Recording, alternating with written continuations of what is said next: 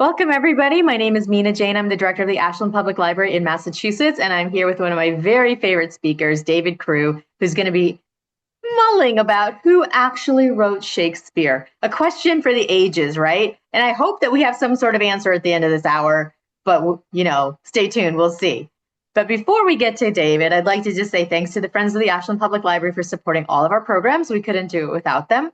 I'd also like to thank David for letting us share this program with other libraries, because of course, when libraries work together, we make magic. And as you can tell from the chat, we have, some, like I said, people from everywhere, because this is going to be such a great talk, and we've had David here several times before.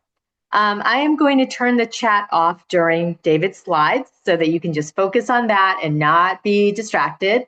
If you love the emojis like I do, feel free to ignore them. I'd like just leave them. If you don't like them, click the little arrow next to your react button and you can hide them at any point during the talk. So I'm gonna, David is the most versatile historian and author I think I've ever met. He's talked about Route 128 and the Big Dig and Ponzi and all this. And then when he told me he had this talk about Shakespeare, I was like, okay, that's it. That's it. I'm out. It's just amazing. So you're going to hear much more about Shakespeare, but also David, welcome. Thank you so much for being here. Tell us more about yourself too, while you tell us a little bit about Shakespeare. Well, first of all, thank you, Mina. You're always very kind with the introductions, and I really appreciate it. And thank you, everybody, all 200 plus of you who have joined us this evening for the question of who wrote Shakespeare. Well, I hate to disappoint some of you, but the answer is Shakespeare. And I believe, and I'm going to stop my video so we can focus primarily on the slides here, I believe to suggest anything else is to fall prey to bad research, poor logic, and a perplexing need to find ancient astronauts, sunken continents, and a second gunman in the grassy knoll. But look, I'm not a Shakespearean scholar, nor am I an expert on cryptology, which is the study of codes and ciphers, which plays heavily in our story. But when I first read the story of a group of people who in 1916 went to court and proved that someone other than William Shakespeare was in fact the author of all those works attributed to him, I was instantly attracted to it. What helped is it was my father, a researcher in the history of cryptology, who wrote that initial story. So how these doubts about Shakespeare led to thousands of lives being saved in both World War I, World War II, and the Cold War, which followed, begins here of what we know about this Shakespeare fellow. We do know that he was born in Stratford-upon-Avon. He was the son of a glover, and he was born in April of 1564. He married Anne Hathaway when he was 18 years old, and they had 3 children. William was an actor who seems to have been well liked by those who knew him. He eventually owned homes in Stratford and London, as well as shares in 2 theaters, both the Globe and the Blackfriars. Before his death in 1616, he'd returned, more or less permanently, to the home of his youth, where he became a comfortable burgher with extensive land holdings. Now, we know that there is not a single word of the plays or the poems that is definitely in Shakespeare's handwriting, and in fact, only 6 of his signatures survive. And that's pretty much all we can conclusively say about the life of William Shakespeare.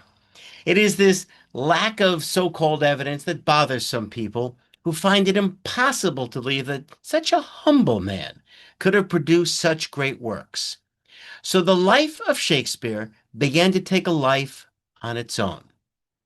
Oh, here they are, the only specimens of William Shakespeare's handwriting that survive, these 6 almost illegible signatures. 3 of them were on his will. One is on a deposition in someone else's breach of promise case, and two are on property documents. None have anything to do with literature. Uh, does this mean Shakespeare couldn't be the author? Of course not. I mean, we have no signatures of Elizabethan writers, Green, Webster, Beaumont, and others. We have just one of Marlowe, so frankly, six looks pretty good by comparison. So let's do a little moot court with some of the questions. Like, number one, did Shakespeare attend school? Now, the folks who do not believe in Shakespeare's authorship are known as the anti-Stratfordians, and they say the author of Shakespeare's works had to be familiar with a wide body of knowledge for his time on such subjects as law, music, foreign language, the classics, aristocratic manners, and sports. And there's no documentation that William Shakespeare of Stratford had any schooling at all. But Shakespeare's defenders, they say, well, there's a reasonable assumption that Shakespeare attended this grammar school in Stratford upon Avon, known as an excellent school with faculty educated at Oxford. The school had been built and maintained expressly for the purpose of educating the sons of local prominent citizens, and Shakespeare's father was an official of Stratford. Now, the experience argument says that Shakespeare couldn't have written with such clarity and passion without having experienced the world firsthand. Historians and literary scholars point to errors in his plays, which show that he didn't have very good knowledge of the continent. For example, in The Winter's Tale, he writes of a shipwreck on the coast of Bohemia, which is in landlocked Hungary. In Two Gentlemen of Verona, he writes of traveling by ship directly between the cities of Verona and Milan. Anti-Stratfordians point out that even if he were not well traveled, Shakespeare should have known these facts. The experience argument says that Shakespeare could not have written with such clarity and passion without having experienced the world firsthand. His, which I've already just said, wasn't it? Sometimes pro and anti-Stratfordians can use the same evidence to bolster their argument. This is interesting. In 1592, a writer named Robert Greene warned his fellow writers about, quote, an upstart crow, beautified with our feathers, that with his tiger's heart wrapped in a player's heart, supposes he is well able to bombast out a black verse as the best of you, and being an absolute Johannes factotum, is in his own conceit the only shake scene in a country. How about that for a sentence? Now, the anti-Stratfordians say that Greene and every other actor and playwright in London absolutely knew that Shakespeare couldn't possibly be the author of those plays, and the fact that he strutted about town claiming someone else's work as his own made him the upstart crow. However, the Shakespeareans say he had become successful enough to engender Greene's jealousy. He had become well known among the literati in London and in the theatrical world, and he was known as a man of various abilities, that Johannes factotum, or jack of all trades, as we would say today. He was an actor, a playwright, a play mender, beautified with our feathers. He was also well known as a poet, to be able to bombast out a blank verse. This is noteworthy. Shakespeare's will. There is a detailed disposition in this will of household furniture, but there's no mention of books or plays. In fact, the only theatrical connection is an interlined bequest to three actors. He does not mention his wife Anne, except to leave her his, quote, second best bed. Many question why no books or play scripts are mentioned in the will, and whether this is an argument against Shakespeare's authorship. But the rule of the time was that play scripts were not the authors, but were the property of the king's men.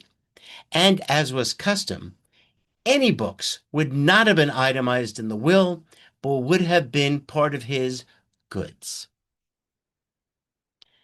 A compelling argument for Shakespeare's authorship is this stone monument, which was erected on the chancel wall of the Holy Trinity Church in 1623, 7 years after his death. Its epitaph, written in Latin and inscribed immediately below this bust, attributes to Shakespeare the worldly wisdom of Nestor, the genius of Socrates, and the poetic art of Virgil. Stratfordians say this is a strong argument for Shakespeare as the bard because this was how his contemporaries in Stratford-upon-Avon wished their fellow citizen to be remembered. The anti-Stratfordians have a more nefarious conspiratorial reason. We'll talk about that shortly. Now, in 1623, the same year as the memorial was erected, two of Shakespeare's actors, Heminges and Condell, published this, the first folio, Mr. Shakespeare's Comedies, Histories and Tragedies, in which 36 plays, 18 of which were published for the first time therein. Which brings us to the next pro and anti arguments. The dedication to the first folio was written by a renowned writer, Benjamin Jonson, who wrote in part, quote, "To draw no envy on thy name, am I thus ample to thy books and fame, while I confess thy writings to be such as neither man nor muse can praise too much." Now, the pro-Shakespeareans will say Jonson, who had a reputation for a huge ego, could hardly be expected to have done that for a fraud. However, some say he did it because it was important for every member of Elizabethan theater, including Jonson, to conceal the true identity of the author of those plays and poems. That was because if the truth of the author's class and standing were revealed, it would have been a scandal of the highest order, because the theater was not considered to be a savory or respectable profession.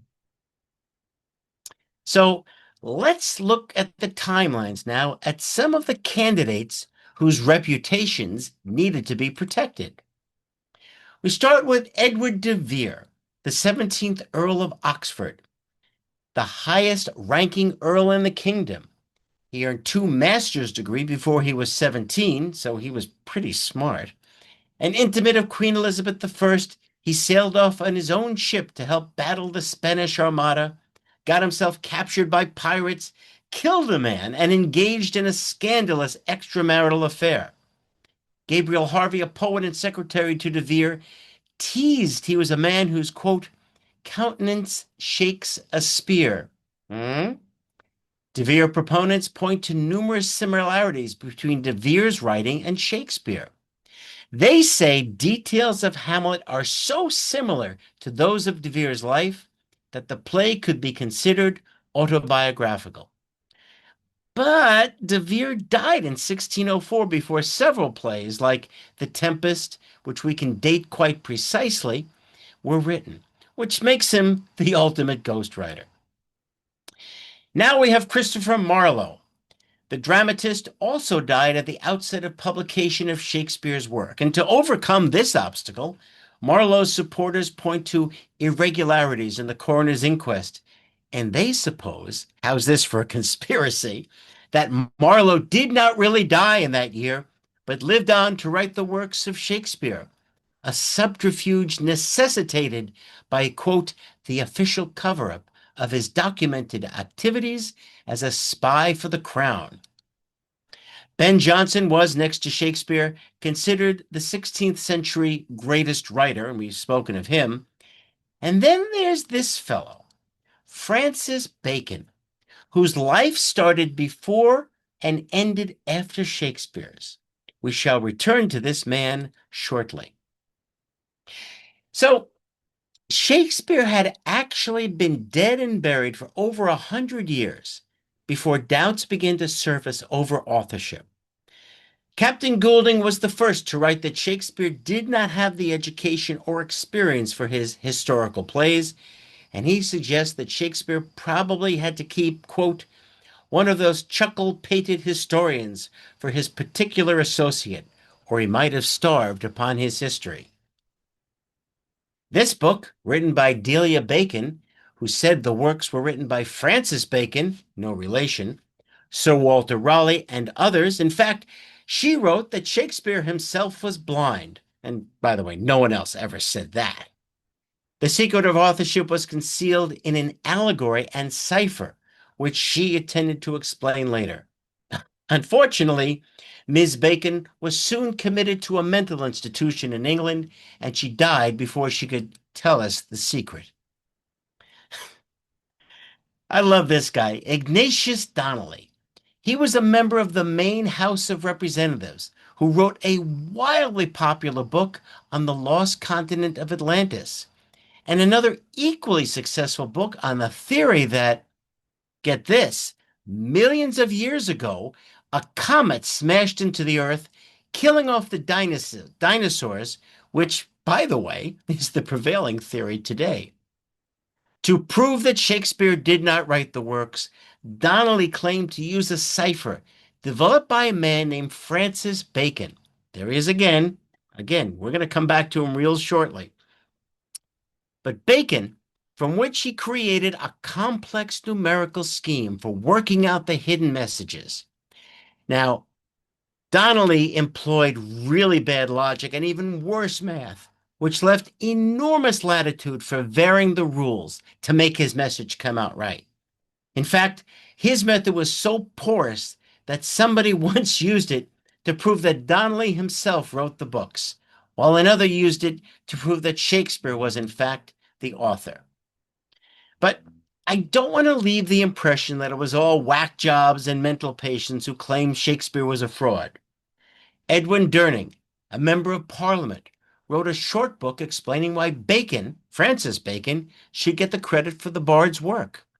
And he was just one of a number of men of letters who began expressing doubts as to the bard's authorship, including British statesman Lord Palmerston and Lord Houghton, and John Bright, who said, quote, any man that believes that William Shakespeare of Stratford wrote Hamlet or Lear is a fool.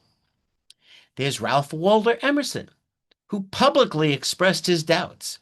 Poet John Greenleaf Whittier said, quote, whether Bacon wrote the powerful plays or not, I am quite sure the man Shakespeare didn't nor could. Charles Dickens, quote, it is a great comfort to my way of thinking that so little is known concerning the poet. The life of Shakespeare is a fine mystery, and I tremble every day lest something should turn up. Sigmund Freud, he said, I am almost convinced, sorry, I won't do the Austrian accent. I am almost convinced that the man of Stratford seems to have nothing at all to justify his claim, whereas Edward de Vere has almost everything. Walt Whitman said, I am firm against Shakespeare. I mean, the Avon man, the actor. And Samuel Clemens, Mark Twain, who said, we are the reasoning race. And when we find a vague file of a chipmunk track stringing through the dust of Stratford village, we know by our reasoning powers that Hercules has been among there. I feel that our fetish is safe for 3 centuries yet. Okay, so I've talked a lot about Francis Bacon.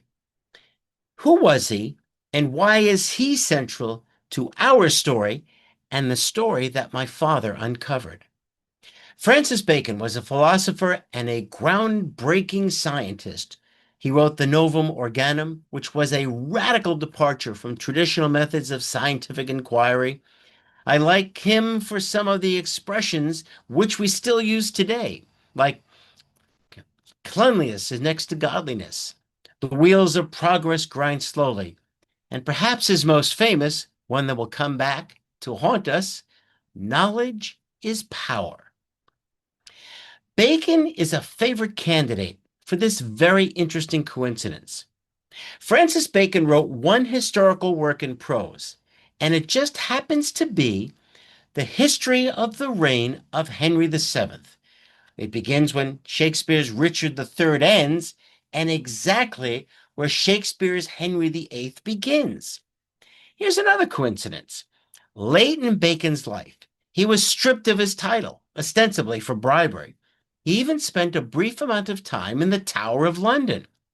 Now, in Henry VIII, there is a scene where four peers are sent to relieve Cardinal Wolsey of the Great Seal. Is it a coincidence that the playwright should have selected the same names as the two peers who were actually sent to take the seal from Francis Bacon after his fall from power?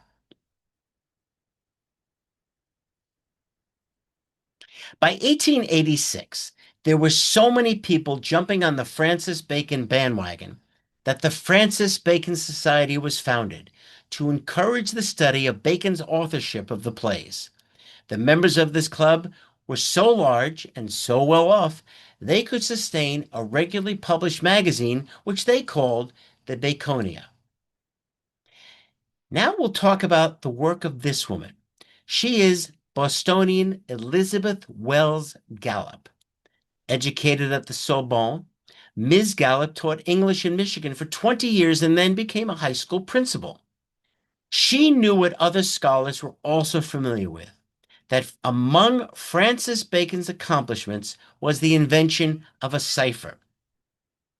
So, what is a cipher? It is a secret way of writing that disguises or hides the true content of a message. To be a true cipher, both the coding and decoding or deciphering of the message must follow a series of well-defined steps that cannot be replicated, but must be duplicated. The cipher that Bacon invented was dazzling in its own way and very simple to implement and could hide a secret message in plain sight. It was brilliant. Francis Bacon used a five-letter combination to represent the 25 letters of the alphabet. I and J were the same combination as U, and perhaps because Latin was Bacon's primary language. Bacon called the five pieces A's and B's, but those of you in my audience who are computer savvy recognize them as bits, and the whole cipher as a binary code, for which we would use zeros and ones in computers instead of these A's and B's. So let's see it in action. So here's a message that the enemy would see if intercepted. They think that you want your contact to stay where they are. But notice that some of the letters are italicized. So your contact knows to convert each letter that is not italicized into A, and those that are italicized into B. To make it easier to follow, I've color-coded the groups of 5 letters. So now we go back to Bacon's list and the alphabetic cipher letter groups and convert them to decode the hidden message. AABAB, sixth in the series, that's the letter F. ABABA is the 12th, which is L, and BABBA, I sound like I'm doing the Stooges song, it's the 25th letter, which is the letter Y. So what do we have?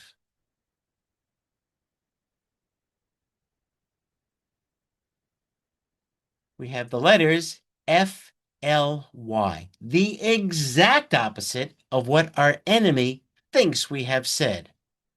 And that's the beauty of this particular cipher.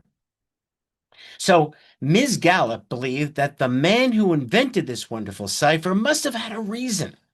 And that reason was conceal a huge secret, that he was the author of Shakespeare's works. And she claimed to be able to detect the use of 2 styles of font in the first folio, which would, when correctly decoded, reveal the truth. Turns out, it's not so crazy an idea. There was a precedent for this very thing. I'm not going to try to say the Latin because I didn't go to a Catholic school, but this was published, I'm sorry, and it actually was in Greek, so that's even worse for me. It was published in 1499. The title in English means The Strife of Love in a Dream, and it is regarded by some as one of the most beautiful books ever published. The strange thing was there was no author listed. But in 1512, someone noticed that the first letter of each chapter spelled out a message that, when lined up, would read, Brother Francisco Colonna passionately loves Polia. Well, Colonna was a Dominican monk who was still alive when the book was published, hence his need for secrecy. A Spanish History of New Mexico, published in 1812, was supposedly written by Don Pedro Baptista Pino, Count of Torrene, but the real ghostwriter slipped in his identity with the first letters of each sentence in 3 particular paragraphs, which spelled out the real author's name. But here's the thing. In both cases, there is no doubt that the hidden message is real, that anyone can use the same rule to find the same error-free message. And that's important. Replication of your results.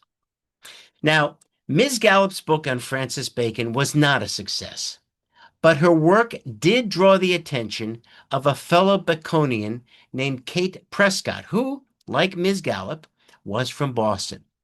And she, Kate, introduced Elizabeth to a man named George Fabian. I love George's story. George came from a family that was very successful in the manufacture and sale of paper goods. Now, George was scheduled to inherit, to be the recipient of the paper goods company, the Fabian Paper Goods Company, upon his father's passing. But George hated the idea of being the prince waiting for his father to die. So he left the family business. The father disowned him when he heard his son started doing menial jobs like being a lumberjack, and eventually George floated around the country before he ended up in St. Louis, where he got a job with the Fabian Bliss Paper Company. Very soon, the old man back in Boston is getting reports about this brilliant salesman, tops in the Midwest. In fact, one of the greatest salesmen the father had ever seen. He sends for the man. Tell that man to show up here. I want to shake his hand.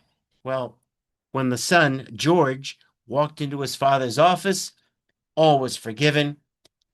And when the father passed, George not only inherited the company, but $3 million. It was a lot of money back then. What did George do with his money? He bought this lovely estate in Geneva, Illinois, and he called it Riverbank Labs. Guests were sometimes met by a carriage driven by a team of zebras. There was a bear pit.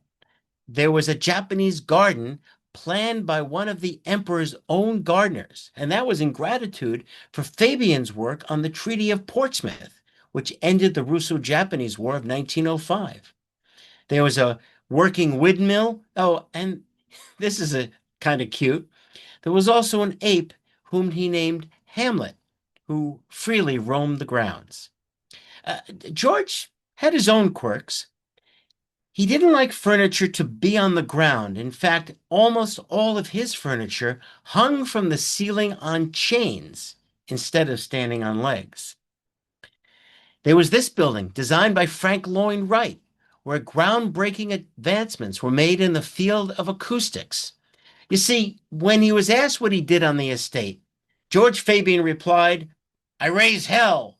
In fact, the chair he's sitting on, a rare piece of furniture that's actually on the ground, it was known as the hell chair.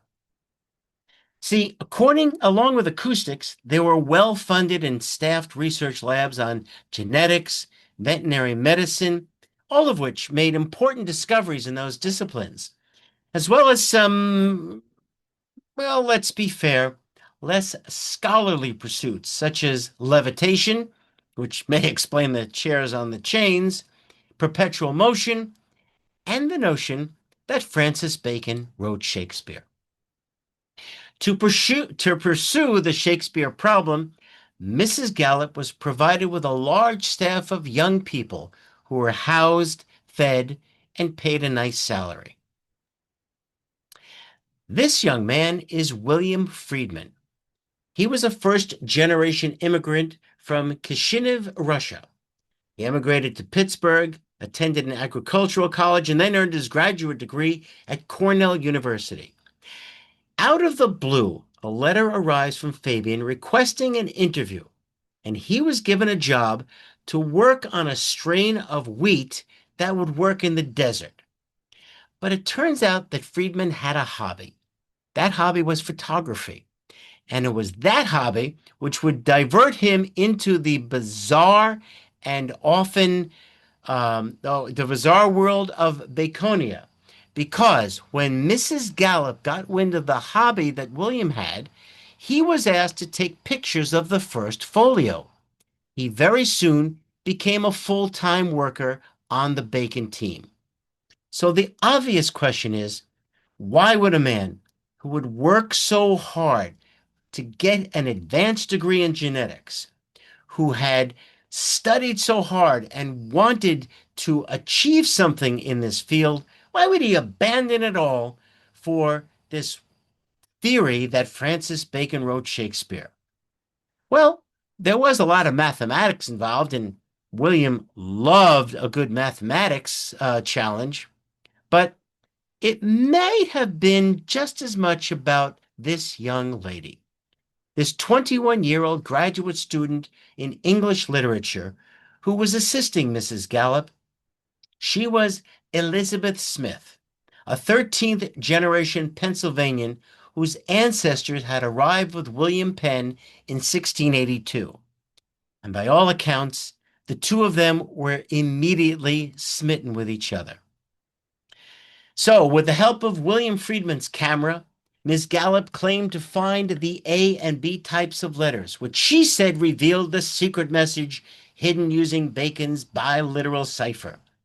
And in the spring of 1916, she was preparing to publish her magnum opus on the subject, her final proof of Bacon's authorship. And now the story gets interesting and kind of fun. This is William Selig, a pioneering movie producer. He just happened to be preparing for the opening of 4 films, silent films, of course, based on 4 of Shakespeare's plays. Selig allegedly got wind of the impending document and went to court, and he claimed that if the alleged decipherings of Shakespeare's works were to be published, Shakespeare's reputation as author would be shattered. And in his complaint against Riverbank and George Fabian, he said, therefore, quote, the public would not attend the showings of the motion picture, causing not only the loss in expected profits, but also of the capital investment involved in the film's production. I ask the court for an adjudication that William Shakespeare is the author of the tragedies, comedies, plays, and sonnets which heretofore have been attributed to him. So the glove has been thrown down. And the stage, no pun intended, well, sure, okay, pun intended, has been set for trial, which had at its core, at its purpose, to determine legally if Francis Bacon was the real author of Shakespeare's works. And the case would be heard before Judge Richard Tuthill. Tuthill is another fascinating character in a story just filled with fascinating characters. He served in the Civil War, rose to the rank of first lieutenant, and after the war, Tuthill became a pioneer in the treatment of children in the U.S. court system. And in 1899, he would be the first judge to preside over a juvenile court in the United States.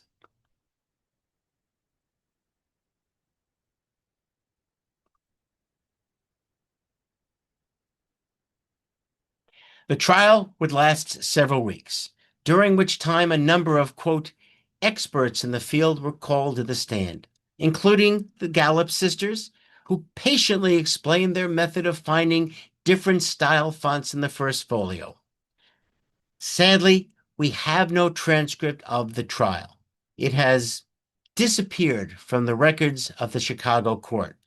My dad I still have the letters that he wrote and the replies he got from the clerk of the Cook County, Chicago court system, lamenting they were, quote, unable to find the documents.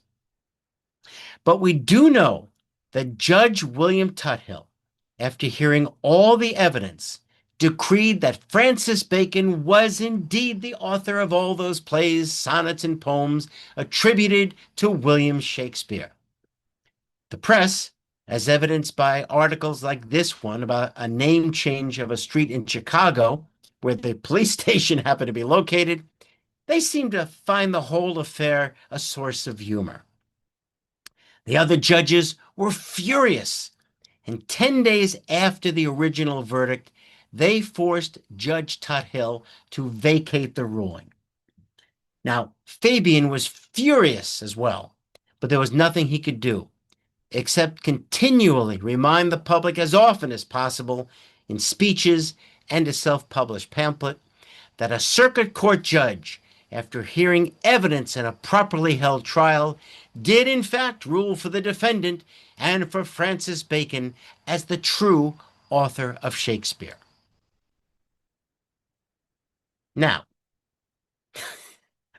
what Fabian did not publicize, what nobody knew for many decades, was that Fabian and Selig and Tuthill were all friends.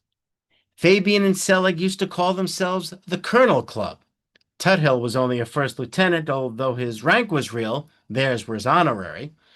There's a great quote from the manager of Selig's Chicago office when he was told about the reversal of the finding by Tuthill of Tuthill's findings. He said, quote, "Gee, that's too bad.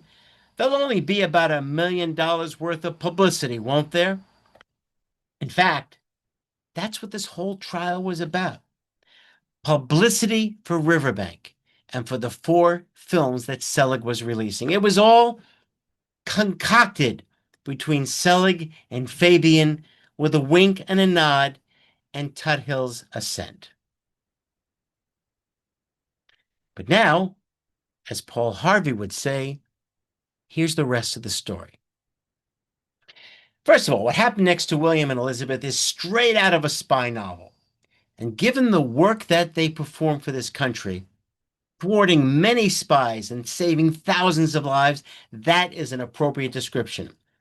Though they quickly came to realize that the methods employed by Ms. Gallup and Fabian were at best improper, using the biliteral cipher, and the very worst, intellectual dishonesty, it did bring them together for an incredible journey. First, a personal note. The 2 of them were married in May of 1917. Friedman did not return to genetics, nor did he remain on the Shakespeare team. Gallup, flushed with his success in the Chicago court, however temporary, was now looking into secret messages within Marlowe and Johnson.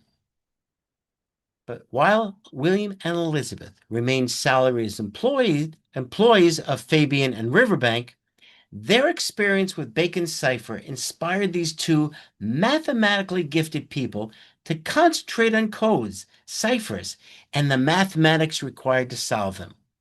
And despite the reversal of the court ruling, the publicity, there's that word again, the publicity from the Bacon trial, helped by some outright self-promotion by Fabian, the king of self-promotion, resulted in Riverbank getting, on an informal basis at first, cryptograms for solution from various government agencies, including the War Department.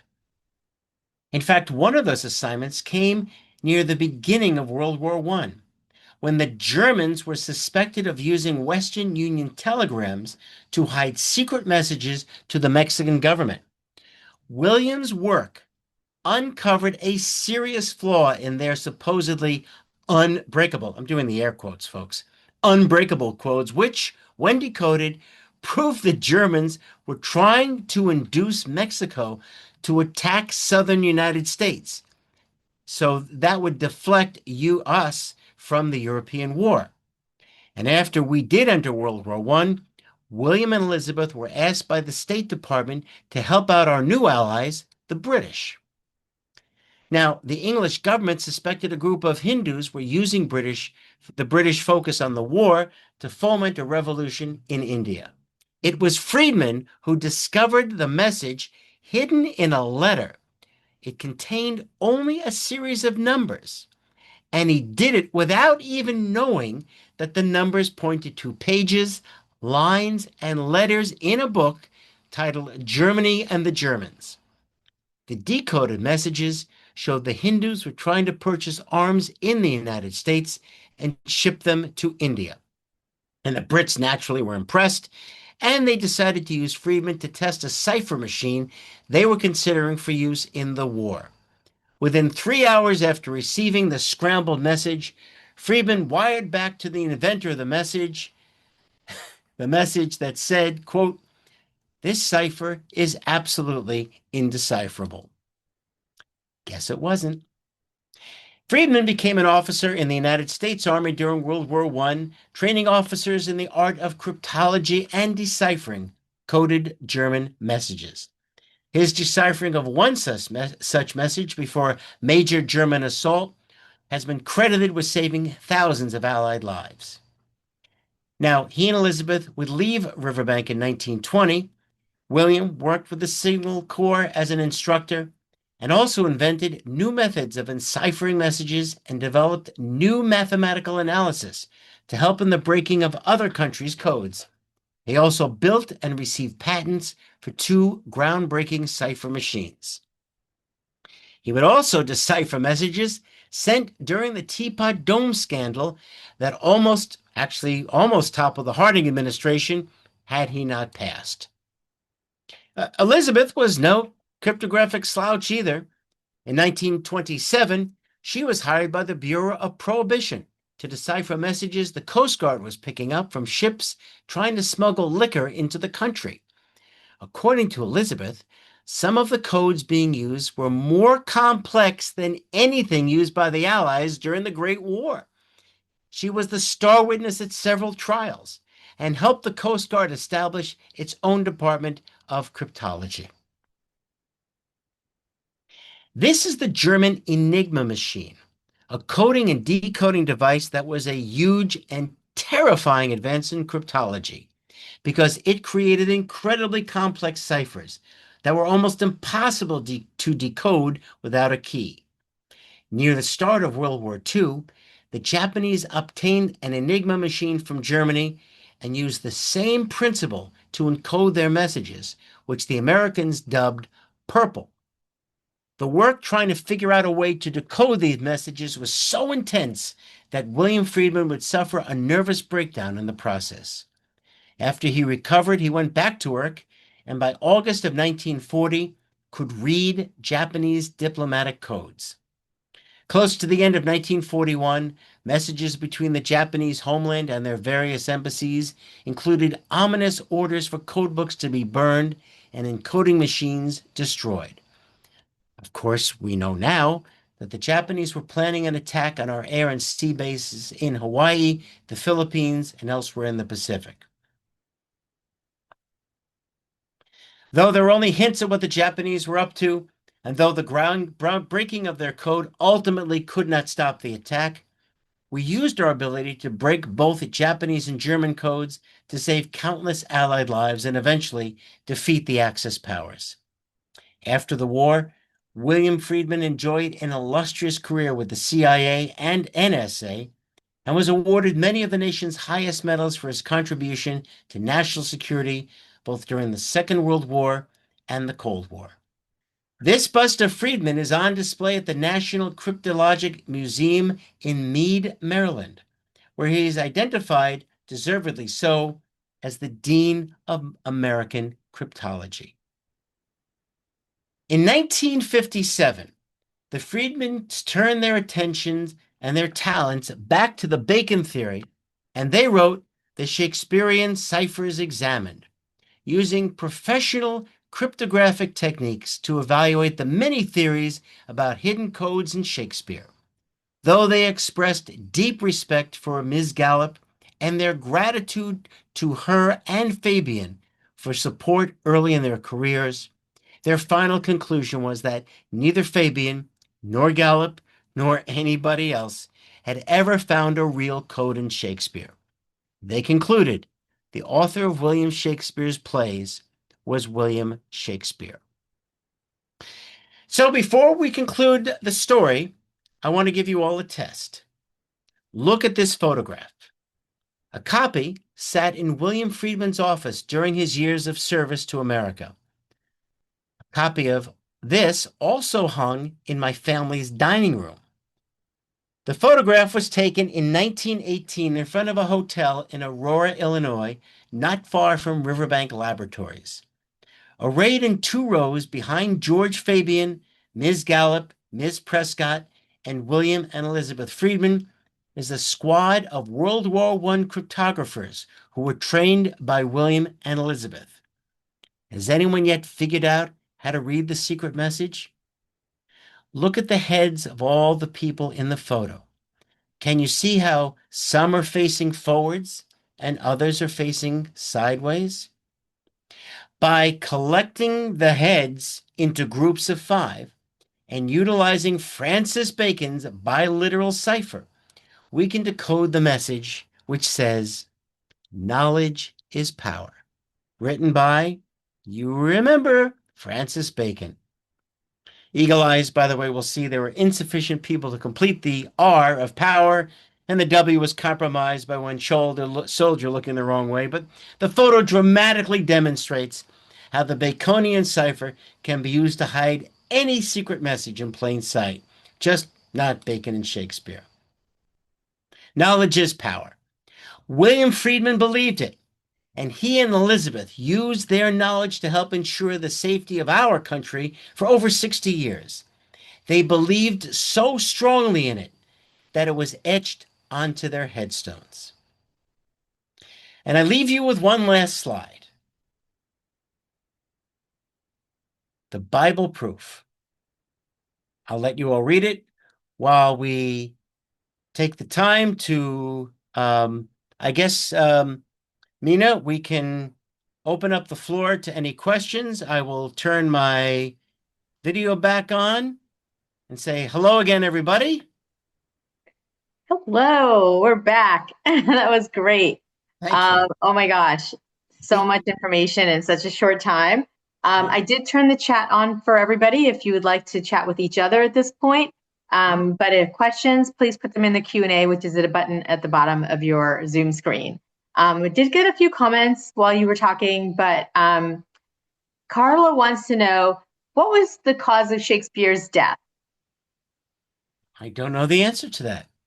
I'd have to pick up my magic computer in my hand and look that up. I don't know.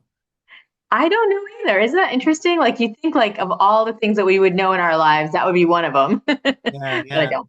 And because he was only 48, right? Let's 49? see. I'd have to do the math, Yeah, and that's okay. I'm not as good at math as William Friedman was. So Okay, so Sheila says, a little bit of a note, but I want to read the whole thing. For Jodi Picoult's most recent book of historical fiction by any other name, she did extensive original research on Shakespeare and posits that Shakespeare fronted for a number of authors, including a woman named Emilia Bassono, who Mhm. actually wrote a large number of the plays attributed to Shakespeare. This book includes an extensive list of resources backing her conclusion. What do you make of that? I haven't read the book, so I can't comment on it. There are at least a dozen other candidates that have been posited throughout history. Um, you know, again, and this is probably my father speaking through me. I just, I tend to believe that there was not a second gunman in the grassy knoll, nor that anybody. I mean, it is possible for somebody. I mean, we have enough other examples of people who have not necessarily seem to have had the education, the schooling to have produced great works. Was it possible with Shakespeare? I think it's possible. Whether or not you consider it probable or not, I, I'm I'm not going to impose my opinion on you. I'm just presenting what I have always what I've learned from my father and what I've learned from studying it myself. Yep. I happen to believe that Shakespeare was the author. David asks, is it possible that Edward de Vere and William Shakespeare co-wrote the plays as was common for two men to do back then? Certainly possible. It's possible. Yeah. Whether or not it did happen is anyone can say. I don't know. Okay, so there were a couple of people commenting about Emily Bassano again, Mhm. about Jodi Picoult's book, but since David didn't read it, I don't think we should Yeah, I'm comment. not prepared. Yeah, I'm gonna make it a point to find it because it sounds interesting. Yeah, definitely. So Lynn says that Shakespeare was 52 and that his cause of death was undetermined. Oh, Another mystery. okay. Okay, so did extensive research and all that. Okay. So, yeah, we should definitely read that book. But I'm really curious, David, why do we care? Like at this point, like 400 years later, why? What is the why? Why not? I mean, it's because we are talking about some of the greatest works of the English language. And the idea that somehow a fraud or a cover-up was committed, it's too compelling to ignore it. You can address it and maybe say, "Yep, I believe that conspiracy," or "No, I reject that conspiracy." But I mean, why not? It's among the less dangerous conspiracies we have floating around today. So, and also anything that gets people, this is just me speaking, anything that gets people thinking, studying their history, maybe reading Shakespeare, I don't see anything wrong with that if it generates um, people becoming inquisitive and making an honest and genuine search for the truth. Mhm. But it's interesting to me that people made such extraordinary efforts to prove or disprove that William Shakespeare wrote it. Like, normally you just like nowadays, you just go on social media and you make a comment and all of a sudden it's viral. Yeah. It's not, that whole situation with the code breaking and all. I mean, that's just it's crazy. Well, for me, the first of all, it first of all, this love story, this Hmm. first generation Jew and this 13th generation Wasp, Hmm. and it's before World War One, and that was not a relationship that would be looked upon very lightly by either side, and Hmm. yet they they they said to hell with what the world thinks. We're in love, and they married, and they had this amazing career. And again, they saved thousands of lives. They really helped shape the world that the post-war world. First of all, they helped save the world that was on the brink of dictatorship during the war, and then helped protect us from other dictatorships that wanted to impose their will on America. So I think they're heroes. And also, as a former marketing guy who did a lot of public relations, this whole notion of Tuthill and Fabian and Selig conspiring as they did, I mean, it's too delicious. It's too much fun. And I really, when I read all this, I fell in love with the story. And it's just a great story, isn't it? It really is. Yeah, But a few comments here. I believe sure. Madeline says, I believe I read somewhere that Shakespeare's father was at one time mayor of Stratford upon Avon. His Mhm. father was pushed out of public life because he remained Catholic. So I believe William Shakespeare might have had the formal and informal education to write his works. Political implications of the time period might have made it wise to obscure authorship, maybe? Um, Maybe again. So. Yeah. Again, I go back to whether you're discussing is it Emily Bassaro? Yeah. Maybe Bassano, I think. oh Bassano, excuse me. Again, whatever gets people to research more about that era in English history, to learn more about what it was like to be a member of the theater, to be a woman back then, to write works. Was that something that was considered something that a woman should not do? There are so many things that I think make it worthy to ask those questions. Um, you know, again, I come away believing that Shakespeare did write the works. If you believe that Bassano or Bacon or De Vere or any combination thereof did so, then that's great. I hope you come to that conclusion because you have taken the time to actually study all the facts. Hmm. That's all those of us who enjoy history ask is, you know, approach the subject honestly, do your research, and if you come to a different conclusion, I think that's fine too. Yeah. I think that people are writing comments to the hosts and panelists if you want to write them to everyone so everyone can see what you're, Yeah. sort of like recommending, please do.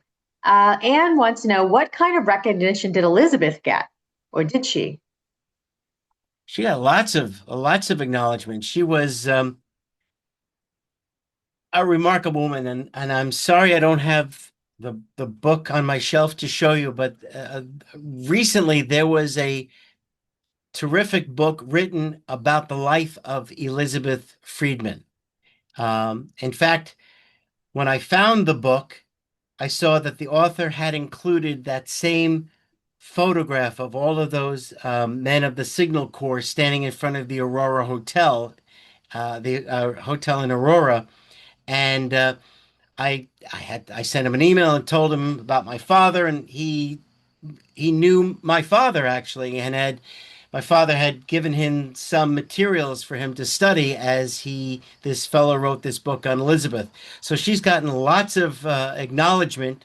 I also see someone posted in the Q&A that there's a book about female cryptologists. So I think she's gotten a lot of consideration for her amazing efforts on her own behalf. By the Yeah. way, great story about when she was working with the prohibition folks. Um, there was actually threats on her life, and uh, they basically told her she did not have to go to court, but she insisted on showing up in the courtroom to testify on how she had broken the codes of the rum runners, who certainly were not shy about using physical violence to repress their critics. Hmm. Would you recommend any particular story about this topic? Uh, uh, no, I mean, there's so many. I would Google it. Who wrote Shakespeare? Um, Mhm. and just find some books and just start reading. Yeah, there was somebody said in the comments there was a Coursera about who wrote Shakespeare that was really good. Hmm. So if you know what that is, feel free to, check that out. And Rudy goes back to a question we had a little bit earlier about, do you Yeah. think that Shakespeare's religious upbringing has anything to do with proving or disproving the vast number of conspiracy theories? Uh, I don't see how that would be relevant, but then I'd have to hear those arguments, about why, if he might have been Catholic, Mhm. or because his father was Catholic, and maybe because of what his father being ousted from office, how that might have affected him. Um, but I can't comment on any particular book because I mean, I've read a few of them, but I haven't read them all. Yeah. There's No. some great, and I'm looking through the folks. Thank you so much. There are some terrific. Um, there's a course on who wrote Shakespeare, and yeah, you know, again, um, I was offering my opinion, what I believe. Keep reading, folks. Just, that's the beauty of this topic. We're talking about it. you're hearing one side of it, you know, read more. And thank you everybody for some of the great book suggestions. I really appreciate. Can you send me the chat?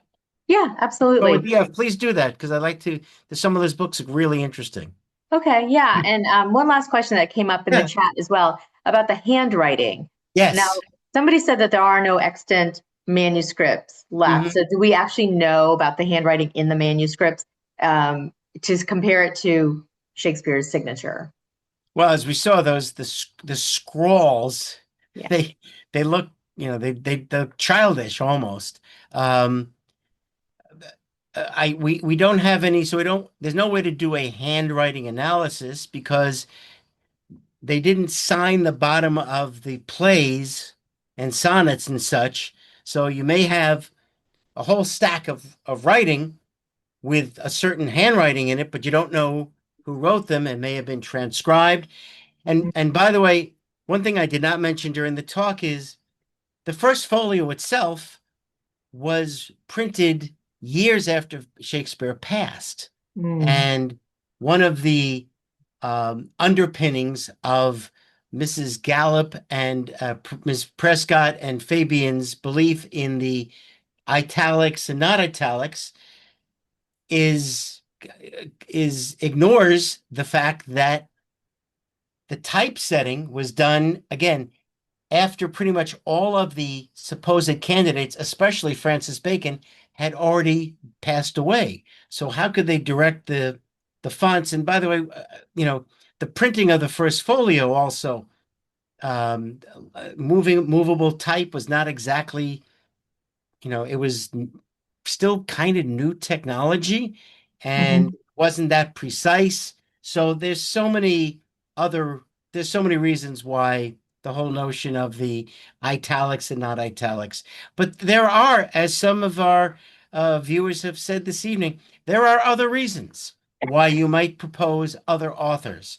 Some of them, what society was like, some of them, candidates who may have been more better read, better educated, had the sort of connections that would have allowed their work to have gone without without attribution. So again, keep reading, folks. That's what I love about this topic. All right. Well, you and I, David, are going to have to read the Jodi Picoult book before you do this talk again because people are really passionate about it. I And guess, yeah. yeah, I honestly, I'd never heard of it. well, I didn't know it was about that, but I have heard good things about the book itself. But Yeah. yeah, we're going to have to Okay. do our own research on that and maybe add it to your presentation. Yeah. I shall do that. Thank you. And thank you. I really, I really appreciate when people not only come to the talk, but they listen well enough to be able to give me opposing viewpoints. I'm open, folks. I Maybe love not so that, much Mina. on this, but I'm open to at least reading this reading. I will be reading it with you. Thank you. So thank you all for being here and all of your wonderful questions and your passion about this topic. Yeah, thank David, you. thank you so much. As always, it's wonderful to see you. And I know we're going to see you maybe next April-ish when your new book Yeah, comes out. yeah. Well, it's a brand new book on a topic that is it's a historical mystery that I discovered 30 years ago. And it's the story of a baby who was abandoned on the Boston Common on VJ Day. Hmm. And if you'd like to get a head start, um, go to the website littlemistervictory.com. That was the baby's nickname in the papers in the weeks following his abandonment when he was front page news for a couple of days. Again, littlemistervictory.com. It's all one word.